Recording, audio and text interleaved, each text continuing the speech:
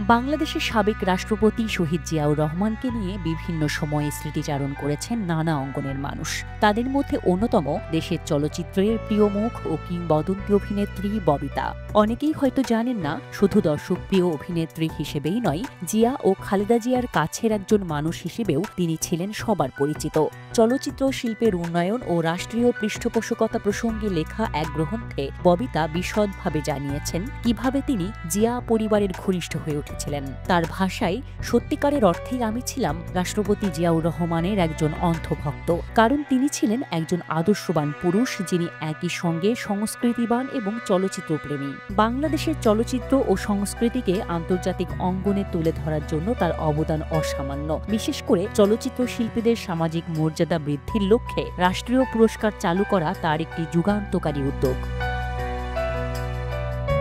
ববিতা স্মরণ করেন কুমিল্লার ময়নামতি ক্যান্টনমেন্টে মুক্তিযুদ্ধ ভিত্তিক ছবি অরুণোদয়ের অগ্নিসাক্ষী এর শুটিং চলাকালে প্রথমবার জিয়াউর রহমানের সঙ্গে তার দেখা হয়। ছবিটির পরিচালক ছিলেন সুভাষ দত্ত। তখন জিয়াউর রহমান কুমিল্লা ক্যান্টনমেন্টে কর্মরত ছিলেন। ববিতার ভাষায়, স্যার শুটিংয়ে প্রচুর সহযোগিতা করেছিলেন। প্রতিদিন অবসরে আমরা তার বাসায় যেতাম, সেখানে ছোটখাটো গেট টুগেদার হতো। স্যার নিজেই আমন্ত্রণ জানাতেন। প্রধানমন্ত্রী বেগম খালেদা জিয়া আমাদের খুব আপ্যায়ন করতেন, সবার সঙ্গে মিশে মজার আড্ডা দিতেন। তিনি নিজেও ছিলেন সংস্কৃতিপ্রেমী। আমার গোলাপি এখন ট্রেনে ছবিটি তার বাসায় দেখেছেন এবং দুজনেই ছবিটির ভূয়সী প্রশংসা করেছিলেন। ববিতা আরও একটি স্মৃতির কথা বলেন। জাতীয় চলচ্চিত্র পুরস্কার বিতরণী অনুষ্ঠানে একবার তিনি দর্শক সারিতে বসেছিলেন। অনুষ্ঠানের শেষে সাংস্কৃতিক পর্বে নায়ক জাফর ইকবাল মঞ্চে ওঠেন গান গাইতে। তখন খালেদা জিয়া তার প্রিয় গান সুখে থাকো ও আমার নন্দিনী শোনার অনুরোধ পাঠান। জাফর গানটি গাইলে হল ভর্তি দর্শক করতালিতে ফেটে পড়ে। ববিতা বলেন, সেই সময়ে চলচ্চিত্র পুরস্কার বিতরণ অনুষ্ঠান ছিল একেবারে রাজকীয় আয়োজন।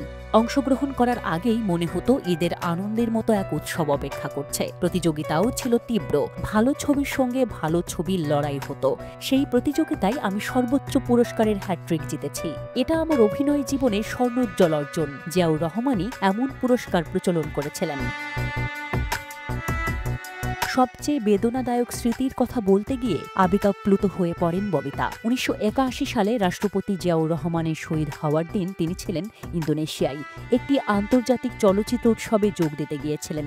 ববিতা বলেন, সেদিন খবরটি শোনার পর আমি আর নিজেকে সামলাতে পারিনি, কান্নায় ভেঙে পড়েছিলাম। চারপাশে সবাই আমাকে সান্ত্বনা দিয়েছিল। আমি তখন শুধু আফসোস করে বলেছিলাম, আজ আমরা বাংলাদেশিরা এমন একজন রাষ্ট্রপতিকে হারালাম যার তুলনা খুঁজে পাওয়া বিরল। অভিনেত্রী ববিতার স্মৃতিচারণ থেকে স্পষ্ট হয়, রাষ্ট্রপতি জিয়াউর রহমান কেবল একজন রাজনীতিবিদই ছিলেন না, বরং শিল্প সংস্কৃতিকে গুরুত্ব দেওয়া একজন সংস্কৃতিবান অভিভাবকও ছিলেন। আর সেই কারণেই জিয়ার মৃত্যু সংবাদ ববিতার মতো শিল্পীদের কাছে হয়ে উঠেছিল গভীর ব্যক্তিগত শোকের ঘটনা। Desk report, Dhaka express.